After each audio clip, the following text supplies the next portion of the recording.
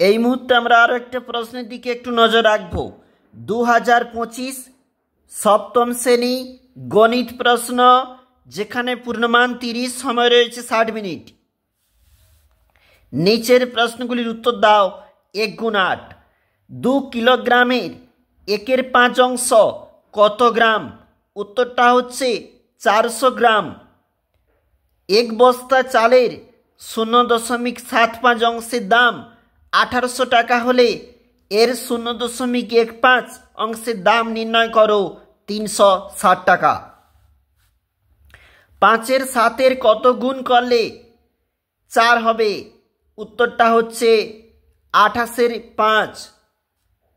20 millilitre 2 লিটারের শতকরা কত? অবশ্যই করবে। পরের 5-এর দাগের যে অঙ্ক, যেখানে কিন্তু উত্তর একটা করে দেওয়া রয়েছে বা তোমরা দেখবে। তারপর দেখো 6 দাগের যে প্রশ্ন, x = 2y = -1 হলে x² + y² = কত? অবশ্যই দেখবে। সমকোণী সমদ্বিবাহু ত্রিভুজের কোণগুলির অনুপাত কত? 2:1:1। সমবাহু ত্রিভুজের কোণগুলির অনুপাত কত? 1:1:1। 2-এর দাগের প্রশ্ন, যে কোনো 4টি প্রশ্নের উত্তর দাও। 4 গুণ 2। 9000 টাকা 3 বন্ধুর মধ্যে এমনভাবে ভাগ করে দাও যেন প্রথম বন্ধু যা পায় দ্বিতীয় বন্ধু তার দ্বিগুণ পায় এবং তৃতীয় বন্ধু প্রথম বন্ধুর প্রাপ্য টাকার অর্ধেক পায়। কে কত টাকা পাবে? এটা হচ্ছে আমাদের 2 নাম্বার পেজ। এখানে প্রথমেই যে প্রশ্ন বলেছে, বিভিন্ন স্কুলে গুরুত্বপূর্ণ, একটি বন্যাত্রাণ শিবিরে 4000 জনের 190 দিনের খাবার মজুদ আছে।